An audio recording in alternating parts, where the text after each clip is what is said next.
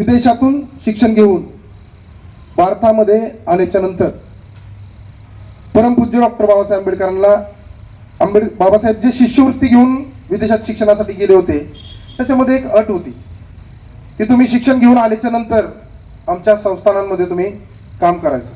बरोबर ना सर? बाबासाहेब ते काम करण्यासाठी बडोदा इथं गेले होते. तर तिथं काम करत असताना बाबासाहेबांना आलेले अनुभव, एक छोटंसं पुस्तक आहे वेटिंग फॉर व्हिसा बाबासाहेबांचं. त्याच्यामध्ये बाबासाहेबांनी त्यांचे शिक्षण घेण्यापासून नोकरीपर्यंत जे अनुभव बाबासाहेबांना आले त्या अनुभव बाबासाहेबांनी तिथं त्या पुस्तकामध्ये मांडलेले आहे. व्हिसा, आता हे बाहेर देशात गेलेले, मला वाटते नवनाथ बल्लाळ असतील, अमोल वाघमारे असतील, बाकीचे पण गेले असतील, पण मला माहित नाही व्हिसा म्हणजे काय असतं. तर तिथं राहण्यासाठीची जी परमिशन असते गव्हर्नमेंटची, व्हिसा, त्याला व्हिसा म्हणलं जातं. अमुक एवढ्या एवढ्या दिवसाचा व्हिसा तुम्हाला त्या त्या राष्ट्राचा ज्या राष्ट्राला गव्हर्न करणारे गव्हर्नमेंट आहे ते तुम्हाला देतं. तसं असं शीर्षक वेटिंग फॉर व्हिसा, बाबासाहेब भारतातल्या व्हिसा बद्दल बोलतात. म्हणजे बाबासाहेब ह्युमन राईट्स बद्दल बोलतात, बाबासाहेब मानव अधिकारांबद्दल बोलतात, की इथल्या 80% बहुसंख्य समाजाला या देशामध्ये त्यांच्या मानव हक्क व अधिकारांसहित इतर राहण्याचा व्हिसा नाहीये.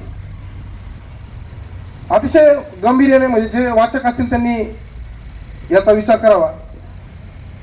बांधवांनो, त्याच्याच 17 नंतर 18, 19 आणि 20 मध्ये परमपूज्य डॉक्टर बाबासाहेब आंबेडकर मूकनायकाची निर्मिती करतात आणि मूकनायकाच्या वृत्तपत्राच्या पहिल्या पानावरती तुकाराम महाराजांचे 4 ओळी लिहितात. ते असं लिहितात, काय करू आता तरुण या भीड, निशंक हे तोंड वाजविले, नवे जगी कोणी मुखियांचा जाणं, सार्थक लागून नव्हे इथं. आता याच्या विस्तृत मध्ये जर आपण शिरलो तर आता 2024 ला एक इंडेक्स जाहीर झाला प्रेसचा, ग्लोबल. बांधवांनो, भारत देशामध्ये 120 मुख्य मेन स्ट्रीम मीडिया आहे. ते 120 च्या मेन कमांडर सिस्टीम मध्ये जे कमांडर आहे, म्हणजे तैनूरभाई, पत्रकारितेमध्ये तुम्ही जर एखाद्या संपादकांनी बातमी लावली तर त्याला व्हेरिफिकेशन पुढून येतं. ते जे इथले जे मुख्य मीडिया आहे त्या कमांडिंग सिस्टीमवरती आज मेंबर, आजच्या घडीला अप्पर कास्ट समजणारे, अप्पर कास्ट वृत्ती ठेवणारे लोक त्याच्यामध्ये आहेत. 106 आहेत, 106 लोक आहेत, सॉरी 105 आहेत, 6 ओबीसी आहेत आणि 5 काहीतरी ऑदर आहेत. विचार करा, आज आधुनिक काळामध्ये जर आपला कमांडिंग सिस्टीम मध्ये जर माणूस नसेल तर या मुख्य लोकांच्या वेदना मांडणार कोण, छापणार कोण, आणि ह्या कितपत जाणार? जरी छापल्या तरी त्या, म्हणजे मी आजचं सांगतो, त्या काळात तर कोण नव्हतंच. त्या काळात अस्पृश्यता ज्या काळामध्ये या देशामध्ये नांदत होती त्या काळामध्ये तर अस्पृश्यांचा, या इथल्या शोषित पीडित लोकांचा नायक हा कोण नव्हता. मी मूकनायकावरती अनेक पोस्ट पाहिल्या, त्याच्यामध्ये वाईट वाटायचं, दुःख व्हायचं की मुख्य लोक बोलू लागले, असं काही लोक लिहित होते. मुख्य लोक बोलू लागली, मूकनायकाला मुखी बोलू लागली. मुख्य लोक बोलू नाही लागली तर मुख्यांचा नायक बोलू लागला आणि त्या नायकाने इथली व्यवस्था, म्हणजे इथली ठराविक लोक, बहुसंख्य लोकांचं कसं शोषण करतात आणि इथल्या बहुसंख्य लोकांचं शोषण झाल्यावरती कसा हा देश एक संघ म्हणून युनाइट होण्यापासून राहील, परावृत्त होईल आणि या देशामध्ये असहिष्णुता कशी माजेल, हे बोलत कोण होतं? तर त्या काळात मूकनायक बोलत होता. बांधवांनो, आताच सरांनी सांगितलं की आपण चळवळी करतो, आपण बोलतो. सर, मी आताच तुम्हाला एक अभि कांबळे नावाच्या एका युवकाचा इथं सन्मान केला. आपण इथे जी बसलेली युवक आहेत हे आजचे मूकनायक आहेत. हे मुख्यांचे नायक आहेत. इथला प्रत्येक कार्यकर्ता हा परमपूज्य डॉक्टर बाबासाहेब आंबेडकरांच्या विचारांनी प्रेरित आहे. इथं असणारी लोक इथं आज या बारामतीमध्ये जे चिरकाल शांतता आहे त्याच्यामध्ये आज देखील इथला बाबासाहेबांचा अनुयायीच बोलत आहे. ही अतिशय गौरवाची गोष्ट आहे. आणि याच लोकांवरती हजारो वर्ष ज्यांची दूरदृष्टी होती, ज्यांनी भारताचं भविष्य एवढी व्यापक दूरदृष्टी ज्यांची होती, त्या परमपूज्य डॉक्टर बाबासाहेब आंबेडकरांनी याच महाराजांवरती विश्वास दाखवलेला आहे. तुम्हाला तुमच्या वाचनामध्ये मिळेल. हे महाराज साधी सुधी नाहीत, ह्यांची ब्लड लाईन साधी सुधी नाहीत. आताच बंटी दादांनी शिलाबद्दल भाष्य केलं, शील सांगितलं. शिलाची गरजच आहे. हे शील असं निर्माण होणार नाही. बुद्धाच्या संघाबद्दल सांगितलं. बुद्धाच्या संघाची संघवंदना म्हणत असताना आपण म्हणतो की अठ्ठपुरीस पुगला येस भगवतो सावक संगो. 4 प्रकारच्या उच्च मनोवस्था प्राप्त केलेली 4 लोक आणि 4 प्रकारच्या उच्च मनोवस्था प्राप्त करण्याच्या मार्गावर असलेली 4 लोक, अशा 4 आणि 4 8 लोकांचा जो मिळून संघ होतो तो म्हणजे भगवान बुद्धाचा अठ्ठपुरीस पुगला येस भगवतो सावक संगो, जो श्रोतापन्न, सकृतगामी, अनागामी आणि अरहत असेल. अशा लोकांचा संघ जो बुद्धाच्या धम्माचे नियम हे समाजाला दाखवल. त्यांच्या वागणुकीमध्ये ते नियम कायदा म्हणून त्याचं, म्हणजे कायदा का म्हणतो मी, त्याचा उच्चार का करतो, कारण बाबासाहेबांनी वयाचे 36 वर्ष अध्ययन करून एक महान ग्रंथाची निर्मिती केली. त्याचं नाव आहे बुद्धा अँड हिज धम्मा. त्याच्यामध्ये भिक्खू आणि उपासक अशी 2 विभागणी बाबासाहेबांनी केलेली आहे. अतिशय महत्वाचं मुकनायकीच्या दिवशी तुम्हाला सांगतो मी, बांधवांनो, आपल्या लोकांना शील संपन्न नाही, चारित्र्यहीन आहेत असं आपल्याला म्हणता येणार नाही. कारण ते शील आणि चारित्र्याची ओळख करून देणारा संघ जो अठ्ठपुरीस पुगला म्हणजे श्रोतापन्न, सुकृतागामी, अनागामी असा संघ आज उपस्थित या इथं नाहीये. जो बुद्धाचा धम्म समाजाला जाऊन शिकवल. बाबासाहेब सोपारा इथं आले असता बाबासाहेबांनी एक थोडक्यात भाषण केलं. त्याच्यामध्ये बाबासाहेब म्हणतात की बुद्धांनी सांगितलं की जगामध्ये दुःख आहे, दुःख निवारण्याचा मार्ग आहे, सद्धम्माचे सेवन करून दुःखमुक्त जीवन जगता येऊ शकतं असं बुद्धांनी सांगितलं. पण बांधवांनो, त्या दुःखाचे 3 प्रकार आहेत. हे आधुनिक बुद्ध परमपूज्य डॉक्टर बाबासाहेब आंबेडकरांनी 1954 साली सोपारा येथे सांगितलं. बाबासाहेब म्हणतात वैयक्तिक दुःख, सामाजिक दुःख आणि आदिदैविक दुःख म्हणजे नैसर्गिक दुःख. राग, लोभ, अज्ञान या 3 कारणामुळे माणसाच्या व्यक्तिगत जीवनामध्ये दुःख निर्माण होतं. रागाला प्रेमाने, लोभाला दानाने आणि अज्ञानाला ज्ञानाने शमवून दुःखमुक्त जीवन जगता येऊ शकतं. तसंच सामूहिक दुःखाची देखील परमपूज्य डॉक्टर बाबासाहेब आंबेडकरांनी व्याख्या केली. आणि तुम्ही जर कधी रिपब्लिकन पार्टी ऑफ इंडियाची जर घटना वाचली, तिचे 7 ध्येय धोरणं जर तुम्ही वाचली तर ते तुम्हाला सामाजिक दुःखातून मुक्त करण्याचे मार्ग परमपूज्य डॉक्टर बाबासाहेब आंबेडकरांनी सांगितलेले. बांधवांनो, बुद्ध म्हणतात कि हम जो पथ बोल रहे हैं, हम जो पथ लोगों को सिखा रहे हैं, वो पथ हमें खुद बनना पड़ता है. म्हणजे ज्या वेळेस बाबासाहेब आंबेडकरांनी बुद्धा अँड हिज धम्मा लिहिला त्याच्यामध्ये बाबासाहेबांनी 4 प्रश्न उपस्थित केले. त्याच्या पहिल्या पानावरती 4 प्रश्न आहेत. त्याच्यामध्ये परमपूज्य डॉक्टर बाबासाहेब आंबेडकर असं म्हणतात की बुद्धांचा भिक्खू तयार करण्यामागचा हेतू काय होता? त्यांना एक आदर्श पुरुष बनवायचा होता का समाजामध्ये जाऊन समाजाला सामाजिक दुःखातून मुक्त करणारा त्यांचा मित्र, मार्गदर्शक आणि तत्वज्ञ बनवायचा होता? तर बांधवांना पुढे जाऊन बाबासाहेब असं उत्तर देतात की बुद्धाला आदर्श पुरुष पाहिजे नव्हता, जो शील, पंचशीलला 10 शील पाळणारा आणि घरात बसणारा, आणि अष्टांगिक मार्गाचा चांगला जाणकार पण घरातच बसलेला असल्या भिक्खूचा बुद्धांनी निषेध केलेला आहे. बांधवांनो, अतिशय जबाबदारीपूर्वक 2-3 लाईन चालू आहेत, त्याच्या माध्यमातून बोलतोय. बुद्ध अँड हिज धम्मामध्ये हे सगळं लिहिलेलं आहे. शीलाचं पालन, मी खोटं बोलत नाही, आणि तो हजारो कोटी माझा समाजाचा विकासाचा निधी माघारी पाठवला जातो, पण मी खोटं बोलत नाही. मी चारित्र्य संपन्न, मी शील संपन्न आहे.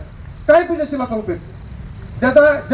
ज्या गोष्टीने प्रज्ञेची वृद्धी होत नाही, शीलाची वृद्धी होत नाही, करुणेची वृद्धी होत नाही, मैत्रीची वृद्धी होत नाही, ते शील काय कामाचं बांधवांनो? ते तुमचे विचार काय कामाचे बांधवांनो? ते निषेधार्थ आहेत. बुद्ध आणि आधुनिक बुद्ध परमपूज्य डॉक्टर बाबासाहेब आंबेडकरांनी सांगितलेलं आहे. तर जोपर्यंत या देशामध्ये बुद्धिस्ट सेमिनरीची स्थापना होत नाही, आणि Buddhist seminary, me the Buddhist society of इंडियाच्या अनेक परिषदांमध्ये जाऊन हा विषय मांडलेला आहे की जोपर्यंत बुद्धिस्ट म्हणजे दी बुद्धिस्ट सोसायटी ऑफ इंडियाचे जे 10 ध्येय उद्दिष्ट परमपूज्य डॉक्टर बाबासाहेब आंबेडकरांनी घालून दिलेले आहेत, त्याच्यामधलं 5वं ऑब्जेक्ट बुद्धिस्ट सेमिनरीची स्थापना, जोपर्यंत बुद्धिस्ट सेमिनरीची स्थापना होत नाही आणि सेमिनरीच्या माध्यमातून प्रशिक्षित धम्म प्रचारक आणि प्रसारक स्थापन होत नाहीत, ते समाजामध्ये जात नाहीत, तोपर्यंत समाजाला शील म्हणजे एक आदर्श पुरुष, मी शील मानतो म्हणजे मी मोठा झालो असं नाही. बुद्ध अँड हिज धम्ममध्ये शीलाला बाबासाहेबांनी काय लिहिलंय? व्यक्तीचं स्टँडर्ड लिहिलंय, उपासकाचं स्टँडर्ड आहे ते. मग स्टँडर्ड हे तुमच्यावर निर्धारित करतं. असं शील पालन करणे म्हणजे ते भिक्खूंसाठी नियम आहे, ते उपासकांसाठी नियम नाहीत बांधवांनो, ही डोक्यातून काढून घ्या. म्हणजे माझ्या समाजातील लोक जर दारू पित असतील, दारू निषेधार्थ गोष्ट आहे, पण त्या दारू पिणाऱ्या लोकांमध्ये जाऊन बसून त्यांना मार्गदर्शन करणे, त्यांना प्रबोधित करणे चुकीचं काम नाही, गैरकाम नाही बांधवांनो. तोच खरा भिक्खू आहे, तेच खरं सामाजिक काम आहे बांधवांनो. नाहीतर कुठल्या तरी बुद्ध विहारात जाऊन बसलाय, गुहेत जाऊन बसणार आहे साधू सारखी त्याची अवस्था आहे बांधवांनो. इथं समाजाची सामाजिक अवस्था जी बिघडलेली आहे त्याला कारण आहे बुद्धिस्ट सेमिनरीची स्थापना. बाबासाहेबांनी सांगितलेला, भाऊ तू समता सैनिक आहेस, ती झालेली ना बांधवांनो. तर समाजाला शीलाची ओळख येणार नाही. शील पालन करण्याची नियम हे भिक्खूंसाठी आहेत, हे उपासकांसाठी नाही, जे समाजामध्ये राहतात.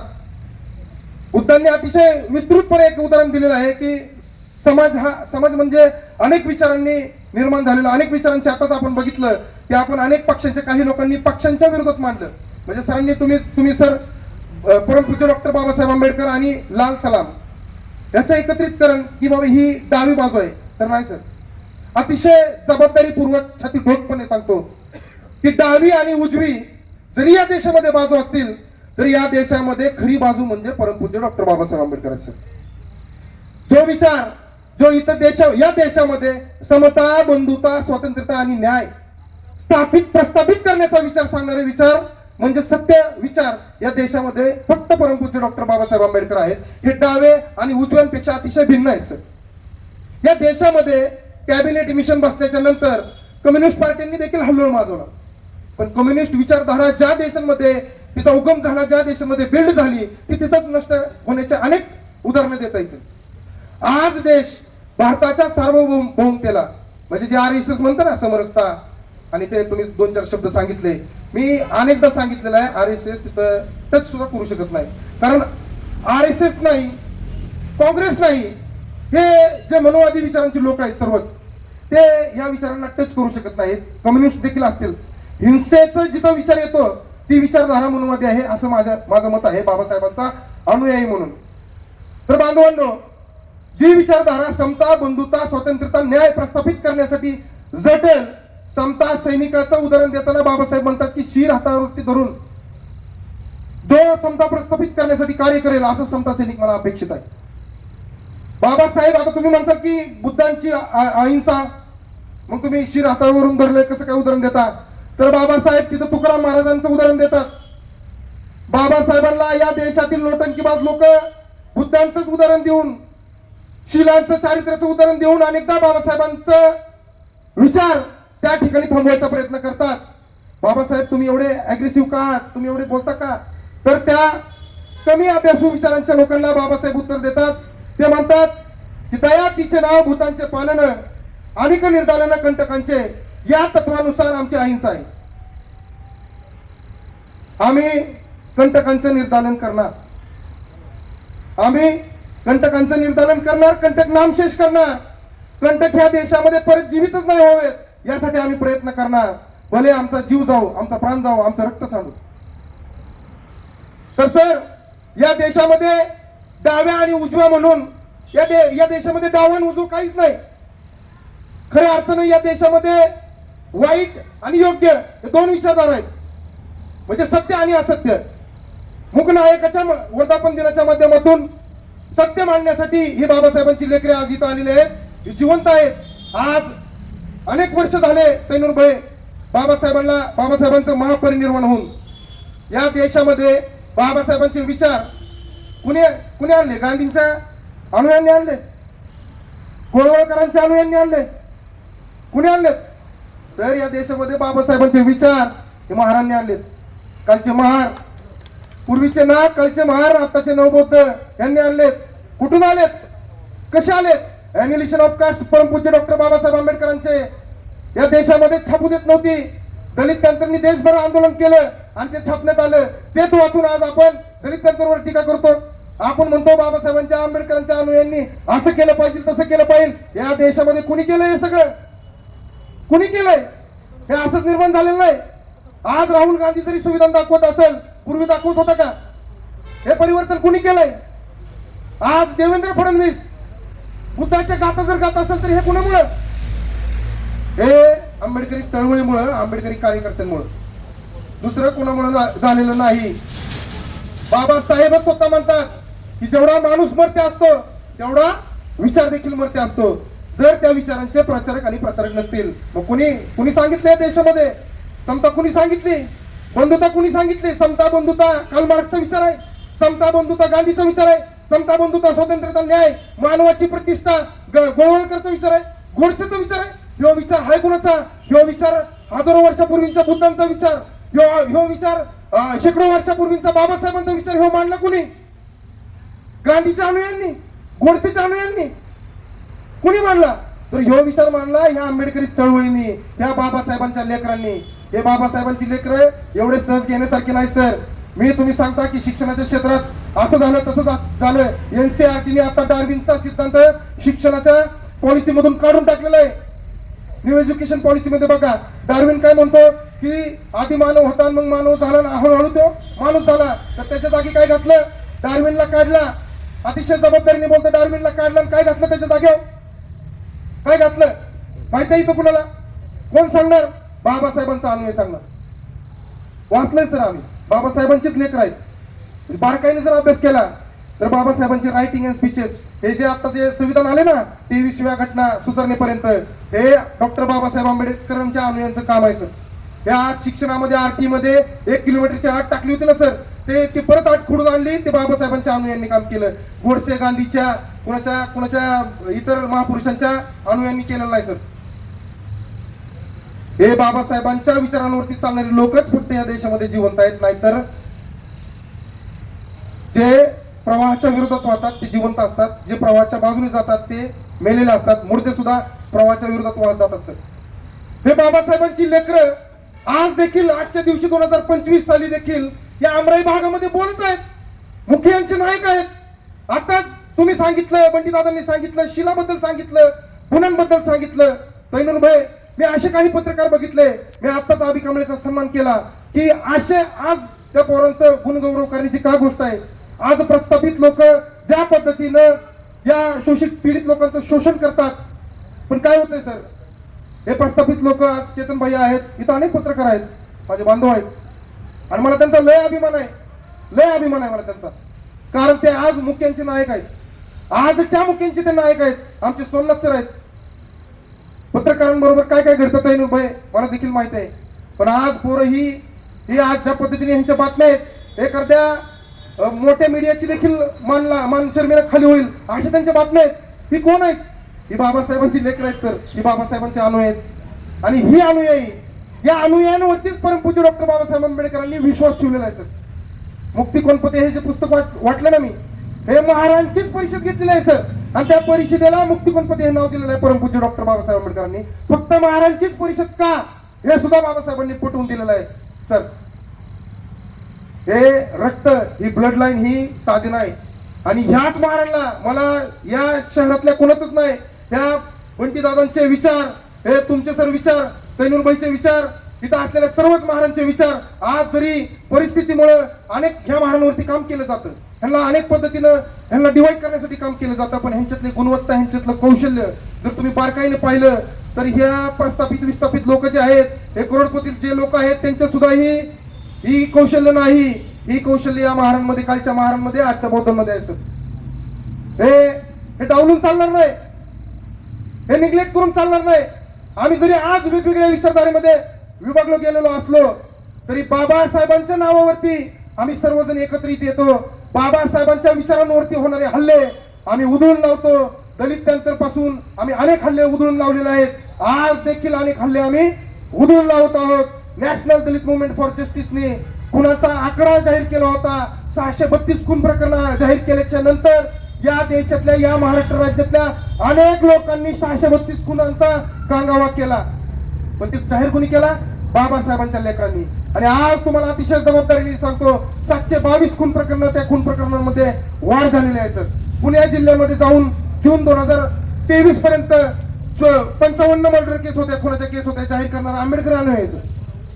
आणि आम्ही नुसतं बोलतच नाही तर आम्ही त्या प्रक्रियेमध्ये जाऊन, जी काँग्रेसची सत्ता असो बीजेपीची असो, त्याच्यामध्ये जाऊन आम्ही लढण्याचं काम करत असतो सर. ही दुनिया पाहती, हे सर्व लोक पाहत आहेत. पण त्यांच्यामध्ये ती नैतिकता नाही, काल पण नव्हती. बाबासाहेबांचं कार्य आणि कर्तृत्वाचं, कौशल्याचं कौतुक करण्याची नैतिकता त्यांच्यामध्ये काल पण नव्हती आणि त्यांच्यामध्ये आज देखील नाही. ते आमच्याकडे कामं घेऊन येतात, आमच्याकडनं कामं करून जातात. बंटी दादा, मी अनेक वेळा दादा बरोबर बसलेलो आहे. नवनाथ बल्लाळ आहेत, आमचे राजू मामा आहेत, सोमनाथ रणदिवे आहेत, तैनूरबाई आहेत. तुमच्याकडे बाहेरची लोक येऊन कितीतरी कामं करून घेऊन जातात, हे मी डोळ्याने पाहिलं नाही. आमचा अभिजित कांबळे ऍडिशनल बारामतीच्या ऍडिशनल समोर बसून म्हणतो ऍडिशनल साहेबांना की साहेब एवढे एवढे प्रकारचे एवढे गुन्हे दाखल झालेत, तर फक्त शेड्यूल कास्टचेच पोरं साहेब तरी बरं का? असे भेदक प्रश्न या न्याय व्यवस्थेमध्ये, या प्रशासनाला विचारणारे पत्रकार आमच्यामध्ये आज जिवंत आहेत. सामाजिक कार्यकर्ते आमच्यामध्ये जिवंत आहेत सर. आणि हे बाबासाहेबांची लेकरं, हे यांचा साधा गौरव, या लोकांची लायकी सुद्धा नाही की आमचा गौरव करावा, यांची लायकी सुद्धा नाही. पण ही नैतिकता, ही संकुचित वृत्ती आता आपण सोडली पाहिजे. खऱ्या अर्थानं काम करणाऱ्या लोकांचे आपण हात बळकट केले पाहिजे, त्यांचं कौतुक केलं पाहिजे. काय जातं आपलं 2 शब्द त्यांच्याबद्दल चांगलं बोललो. भरपूर काम आहे आपल्या लोकांचं, भरपूर. शिक्षण क्षेत्र घ्या, आरोग्य क्षेत्र घ्या. लवकरच तुम्हाला म्हणजे सांगायचं नव्हतं पण सांगतो की आरोग्य योजनेमध्ये पेट स्कॅन लवकरच बसवलं जाईल. जसं भीमा कोरेगावचा स्तंभाचा शौर्य दिनाचा कार्यक्रमाचा खर्च समाज कल्याण, सामाजिक न्याय विभागातून न होता इतर महाराष्ट्र राज्यातले सोहळे सांस्कृतिक व पर्यटन विभागातून होतात, तसा भीमा कोरेगावचा सोहळा होईल. आणि नुसता होणारच नाही तर भीमा कोरेगावचा स्तंभ हा भारतीय पुरातत्व विभागामध्ये नोंद होईल, त्याचं ग्लोबल हेरिटेज मध्ये देखील त्याची नोंद होईल. याच्यासाठी देखील बाबासाहेबांची लेकरं सर लढत आहे. पण या कामाचं, या कार्याचं कौतुक करण्याची नैतिकता जी लागते, ती नैतिकता या मनोवादी लोकांच्या मध्ये नाही सर. आमचे सोमनाथ सर पाठीमागे बसलेत, ते देखील आमराई भागातून येतात, केसरी वृत्तपत्र चालवतात. त्यांचं देखील काम भलं मोठं काम आहे. म्हणजे ज्यांचं या प्रस्थापित विस्थापित लोकांनी, डाव्यांनी उजव्यांनी ज्यांचा आदर्श घ्यावा, ज्यांची उदाहरणं घ्यावी, जीवाची बाजी लावून सर. आमच्याकडे अशी लोक आहेत की त्यांना 2-2 बॉडीगार्ड आहेत, गन मिशन घेऊन घेतलेले आहेत. एखाद्या आमदार खासदाराला देखील बॉडीगार्ड नाही.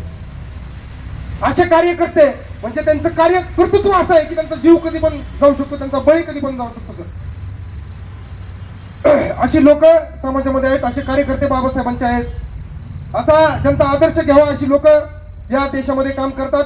आणि अशाच लोकांनी बाबासाहेबांची चळवळ चालवलेली आहे. कुठल्या गांधी, गोळवळकर, नथुराम गोडसे यांच्या कुणी चालवलेली नाही. मुकनायकाच्या दिनी भरपूर काही बोलायचं होतं, पण तुम्ही सर्वांनी खरंच वेगवेगळ्या पद्धतीने अतिशय विस्तृतपणे विषय मांडले.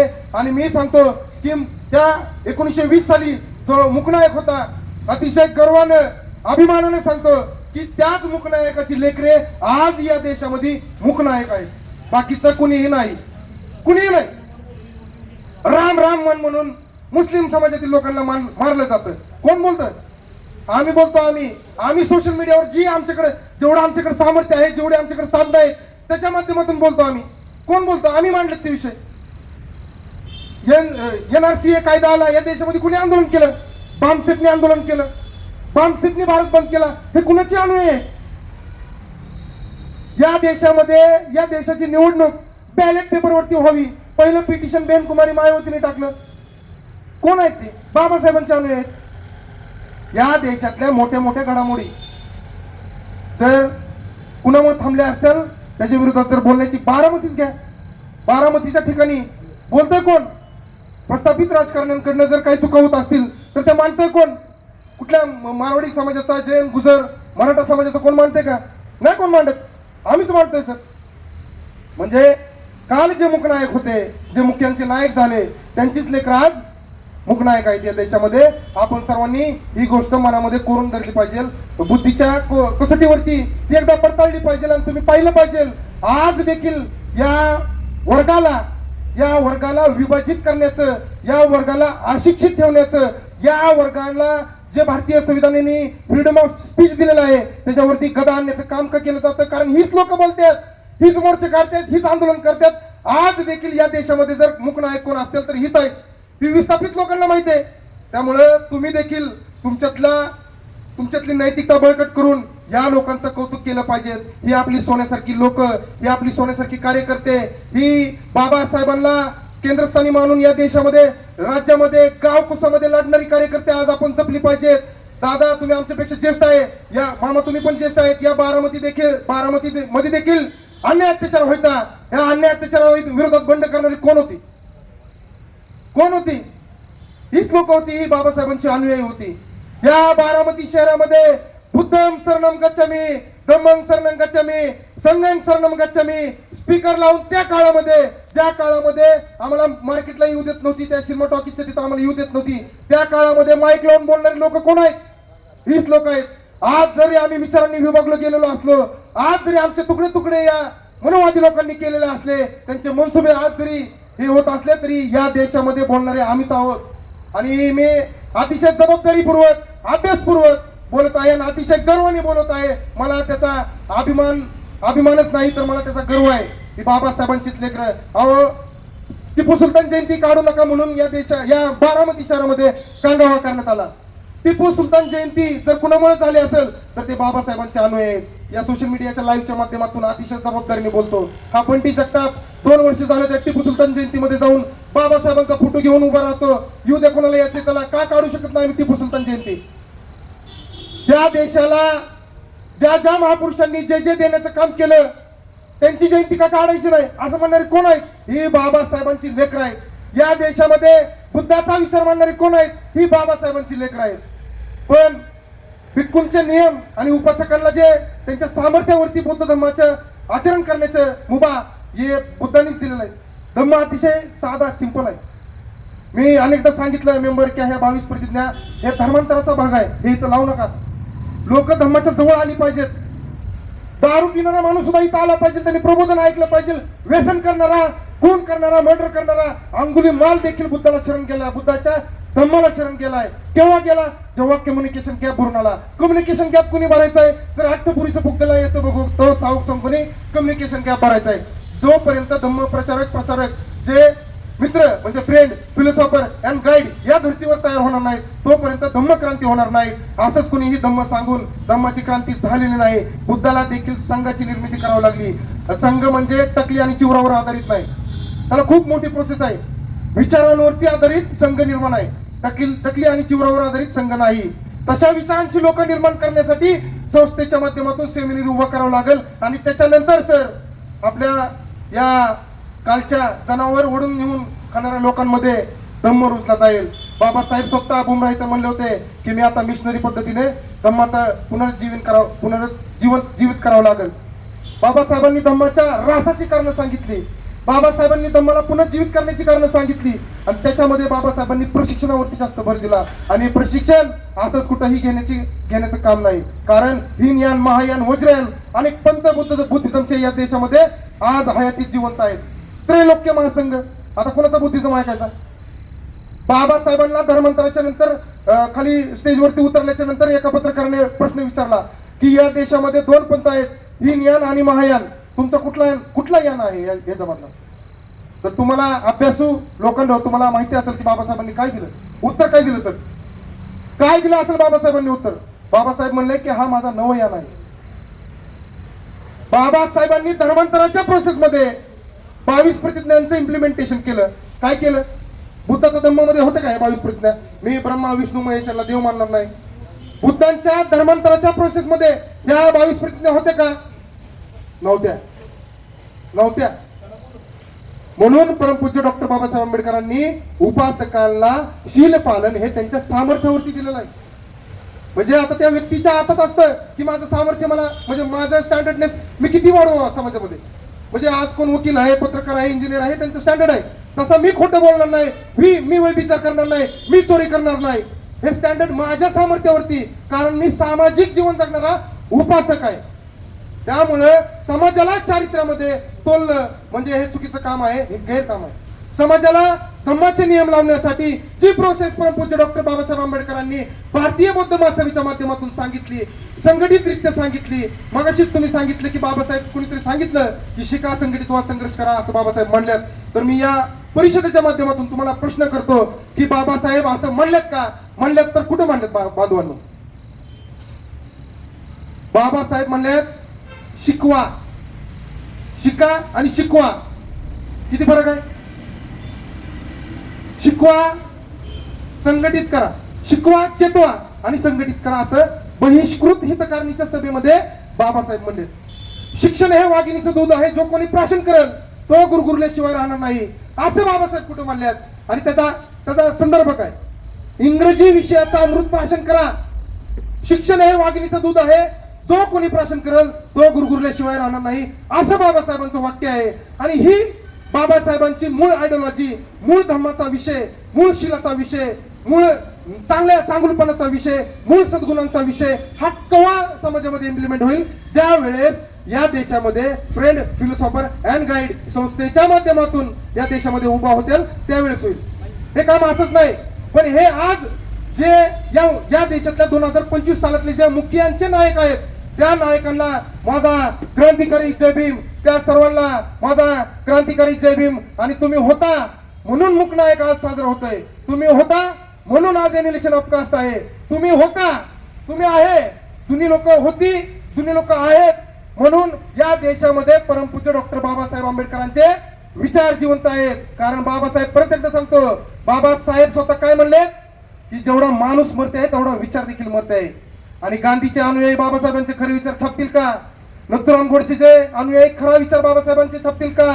हे नागडीला नाचणारी लोक हे बाबासाहेबांचा विचार खरा छापतील का? एकदा नैतिकतेच्या पटलावरती जाऊन मनाला एक प्रश्न विचारा, या देशामध्ये बाबासाहेबांचे खरे विचार मानणारे कोण आहे? तर हे कालचे नाग, पूर्वीचे महार आणि आताचे बौद्ध लोक आहेत. ही खूप अभिमानाची गोष्ट आहे. आणि जरी कुणी ह्या म्हणजे तुम्ही आता भारतीय संविधानाची प्रिएम्बल मध्ये पंत शब्द टाकला होता, तो पंत शब्द कोणी काढला सर? 1945 पासून क्लासिफिकेशन रिझर्वेशन मध्ये आणण्याचं काम केलं जातं. त्याला बायकॉट करण्याचं, त्या नेरेटिव्हला उत्तर देण्याचं, कोर्टामध्ये जाऊन लढण्याचं काम कोण करतं या देशामध्ये? गोडसेची लोक, गांधीची लोक कोण नाहीत करत, तर हे बाबासाहेबांची लोक करतात. आणि हेच बाबासाहेबांची लोक या विशालकाय समुद्रासारख्या बहुजन समाजाला जाग करण्याचं काम करतात की बांधवांनो, तुम्ही या देशाचे खरे मालक आहात. या देशामध्ये अनेक आक्रमणं झाली, या देशामध्ये बुद्धाचं मुंडकं तोडण्यात आलं, बुद्धांच्या मूर्त्या फोडण्यात आल्या, त्यांचं विद्रुपीकरण करण्यात आलं. या देशामध्ये आज देखील देव म्हणून बुद्धाला पूजला जातो. या देशामध्ये छाती ठोकपणे कोण बोलतं? या देशामध्ये आजचे मुकनायक बोलतात. ते मुकनायक पूर्वीचे नाग, कालचे महार आणि आजचे नवबुद्ध आहेत. या देशामध्ये दुसरं कोण बोलत नाही. या देशात जर दुसरं कोण बोलत असेल तर त्यांना जागा करण्याचं काम या बाबासाहेबांच्या लेकरांनी केलेलं आहे. आणि हीच बाबासाहेबांची लेकरं वृत्तपत्र चालवतात, आंदोलन करतात, मोर्चे करतात, न्याय मागतात, संविधानाची बाजू मांडतात. आम्हाला तोडलं जातं, आम्हाला अनेक विचारांमध्ये तोडलं जातं, आम्हाला कमजोर केलं जातं, आमची शक्ती नष्ट केली जाते, आम्हाला आमचा आवाज दाबला जातो. तरी देखील आम्ही बोलतो, आम्ही पत्र काढतो. आमच्याकडे पैसे नसले तरी आम्ही पत्र काढतो. पैसे नसले तर प्रस्थापितांकडून कसे पैसे घ्यायचे?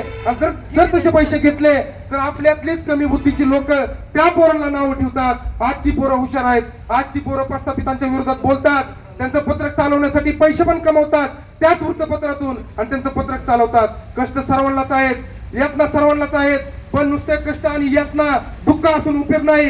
या देशामध्ये तुम्ही शोषित, पीडित, वंचित आहात हे सांगणारी बाबासाहेबांचीच लेकरं सर आहेत. इथल्या उपेक्षितांना, इथल्या शोषितांना, इथल्या वंचितांना जागा करण्याचं काम फक्त आणि फक्त बाबासाहेबांच्या लेकरांनी केलेलं आहे. ती विद्वत्ता प्राप्त करण्याचं काम बाबासाहेबांच्या लेकरांनी केलेलं आहे. ती विद्वत्ता छापण्याचं काम बाबासाहेबांच्या लेकरांनी केलेलं आहे. एन्युलेशन ऑफ कास्टचा किती मोठा या देशामध्ये आंदोलन झालं, किती लोक मारले गेले, किती जाळपोळ झाला, पण ॲनिलेशन ऑफ कास्ट आज कुठल्याही ऑनलाईन वरती जावा, आज यंत्रयुगामध्ये देखील ॲनिलेशन ऑफ कास्ट तुम्हाला ऑनलाईन तुम्ही शॉपिंग करू शकता. ते कुणामुळे? गांधी गोडसेंच्या अवलादींमुळे नाही, तर बाबासाहेबांच्या अवलादींमुळे तुम्ही आज देखील ते बाबासाहेबांचं साहित्य खरेदी करू शकता. बाबासाहेब देखील आज जिवंत असते ना, तर बाबासाहेबांनी देखील आजच्या महाराजांचा गौरव केला असता.